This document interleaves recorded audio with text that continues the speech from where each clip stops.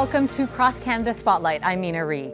Every week we highlight some of the heartwarming things that have taken place across this great country over the past week. Let's start off on the West Coast, where a boy from BC is making his wildest dreams come true.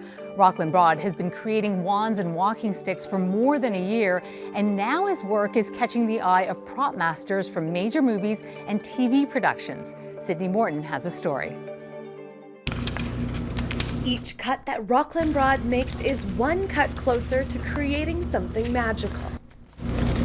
The 11-year-old entrepreneur has been whittling wands and walking sticks for over a year now. And what started as a fun way to make a little money after school has quickly turned into a flourishing business. I'm like, Mom, can you post this? And then it was like, she's like, sure, I could maybe get you like to sell 2 or 3 or whatever. And then it just blew up, and it was not 2 or 3, it was like 200 or 300. The amount of love that came out of a simple post for wands was overwhelming. There was hundreds of messages. People were reaching out wanting to donate. We had a lovely guy out of Tapin with a farm, and he donated all of Rockland's wood. The wands can be used for all sorts of things, from decorations to music note pointers and for play. But of course, to be an expert wand maker, you have to believe in magic. This is the oracle. It's used for healing and household spells. The intricately carved wands and walking sticks have caught the eyes of prop masters for Star Wars, who are on the hunt for a walking stick, and the Lord of the Rings of Power series, who are looking for a few wands. They had one that they wanted a style of, but then the other one they just wanted me to go crazy, and I did like a whole spiral. Like it was like a spiral all the way down the wand, which it was really cool, and then I did it all black. I'm really excited. Like I'm definitely gonna watch them the second they come out. Nothing is confirmed as to whether or not his handiwork will make it on screen yet. While he waits to see whether his work hits the big screen, the carver will be happily whittling away in his garage studio. Sydney Morton, Global News, Lake Country. Just wow. Okay, catching the eye of not just any film studio, but Star Wars and Lord of the Rings. Maybe that's why my abracadabras don't really deliver any real magic. I need one of those Rockland hand-whittled wands to do the trick. All right, from wands and walking sticks to wait staff, many Canadians running businesses in the food service industry are turning to an unusual solution for staffing challenges. Gil Tucker has a story of a Calgary restaurant that's among those taking on a rather unconventional server. Take a look. Hi, my name is Bella. The newest member of the staff at this Calgary restaurant, bringing some tasteful dining music as she makes her rounds. And enter your table number. You start your meal with Bella by placing your order the traditional way. And as the kitchen springs into action, we'll take a minute to find out more about this restaurant robot. It is a kitty, got a nice tail on it too. Jason Gold's company's got about 400 of them in restaurants across Canada, proving popular during the pandemic. They're having trouble trying to fill their shifts with COVID, so Bella's never gonna call in sick. You'd pay around $25,000 for one of these, worth it to some. Bella can work long hours, never get tired. You load her up with all the meals, and she heads out of the kitchen, with the occasional surprise along the way. At first, I am so shocked because I was on Bella's way. So when Bella tell me, get out of my way, I'm working. So, oh my God, that robot can sense that somebody is on her way. Determined to get the orders to the diners as fast as she can. Wow. It's amazing, you know. Thank you. No need to tip this reliable robot, a quirky kitty. The more you pet it, the angrier the cat gets. Yeah, cut it out. I love it. I don't want to play with you. Gil Tucker, Global News. No sick calls or spilled drinks, broken plates. She speaks up if someone's in her way, so your order arrives nice and hot, and you don't even have to tip her. I can definitely see why my kids would be seeking out restaurants where Bella is a server, just out of sheer novelty and maybe to make a TikTok or two. But 25 grand a pop, that seems like quite an investment for restaurants. Okay, I wonder if Bella can answer these questions. What's the most popular item on your menu, and can you add extra hot sauce on the side? Very important, for me anyways. It has been 50 years since the Pulitzer Prize-winning photo from the Vietnam War of a little girl in agony after she was burned by napalm. The photographer is credited with saving her life. Kim Phuc is all grown up now and has made a life in the Toronto area. Melanie Zettler caught up with her and the man who took that prize-winning photo. I saw the airplane, and then I saw 4 bombs landing like that. Then I heard the noise, boop, boop, boop, boop. Then suddenly there was fire everywhere. And then my clothes was burned off by the fire. I was so terrified. I saw Kim with her arm running. I said, why? She don't have the clothes. Why she's naked? Then I run closer. I took more pictures of her. I saw her arm and her body burned so badly. I noticed she would die in minutes. That's why I want to help her. About 20 minutes from there to the hospital. So he said, if you not take her in to treat her now, and he took out his media pass, AP, and he just threatened them, like, if you don't take her in tomorrow, we'll be in the news, in the front page news right away. So they took me in. He put down his camera and rushed me to the nearest hospital.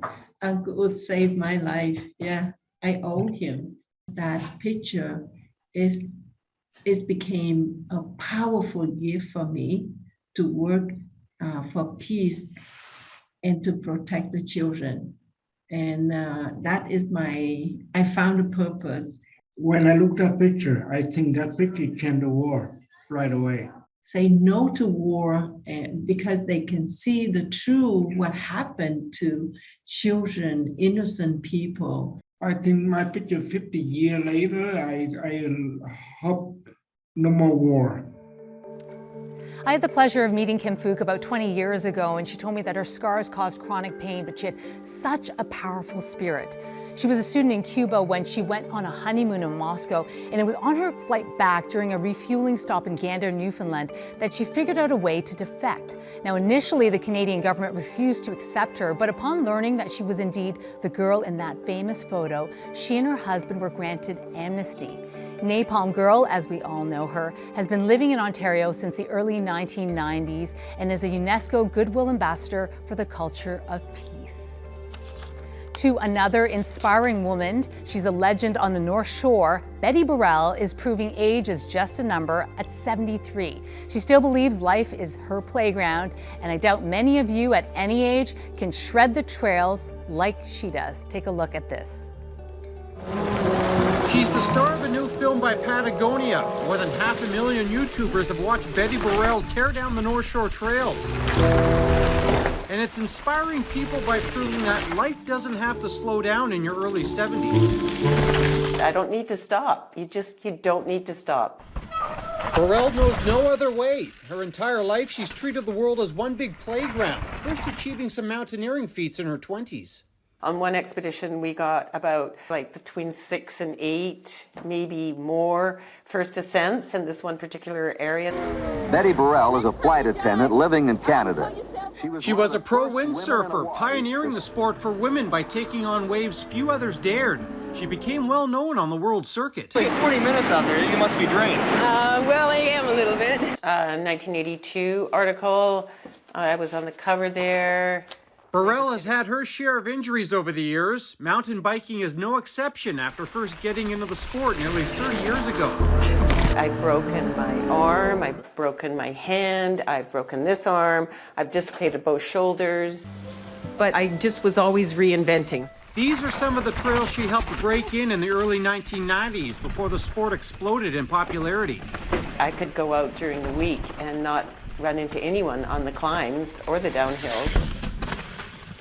Betty is a legend on the North Shore. I feel like I'm with a celebrity. It feels pretty cool. Time has forced Burrell to pull back a bit of the extreme on these rides, but not much. North Shore Betty can still send it at age 73. I don't think people should be judged by their age. And I think people should keep pushing the envelope, their own personal envelope, as long as they're comfortable. Don't quit, just keep going. Jay Durant, Global News. Yes! North Shore Betty fist pumps all the way, mountain biking after her career as a mountaineer and a professional windsurfer, and then taking on mountain biking after those careers. Maybe I can learn to skateboard in my 40s after all. I don't know, something I'm gonna try. All right, well, our next story is also about an athlete, one who didn't expect success to happen so quickly. A former gymnast who decided to take on a new type of gym. Tegan Rasha brings us this profile of a Saskatoon teen. Bryn Delaney finishes her half day at school, then arrives to her second home, CrossFit 306. CrossFit is something I look forward to. It's my happy place. It's where I have fun because I have a group of coaches and friends that we're almost like a family. The 15-year-old is fairly new to the sport. She's only been training consistently at a high level for the last 2 years. At 5'9", Delaney outgrew gymnastics both physically and mentally, which led her to a new type of gym. As I kept training, I got better and better, and then I started entering competitions kind of for fun, and then I realized that I could actually do well in it. For the second year in a row, Delaney put her talents to the test trying to qualify for the CrossFit Games. Athletes from around the world submit videos of themselves doing set workouts for each qualifying round. I knew I was moving up in the sport, but I didn't know that I'd end up being top 30, and it was just unreal that I could make it that far, and I was super happy and proud of myself. Delaney finished 22nd out of approximately 1,500 14 and 15-year-olds, a huge improvement from her 55th place finish last year. One of her coaches believes the sky's the limit when it comes to her potential. There's a limit. I think that's kind of the beauty of CrossFit for anybody, but particularly with Bryn coming in with her skill set, her background, where she's been in the past. I think she's got bright things in her future. Delaney's ultimate long-term goal is to compete in the CrossFit Games, but for now, she's just going to make every workout count. I can go wherever I want, so I just want to improve. Tegan Rasha, Global News. No doubt we'll be seeing more of Bryn Delaney. She makes those pull-ups and snatches. I've been working on those, but she makes them look super easy. What a powerhouse. Okay, well, that's it from us here at Cross Canada Spotlight. Be sure to watch Global News Weekend Saturday and Sunday mornings from 7 a.m. on the Global TV app and Prime Video.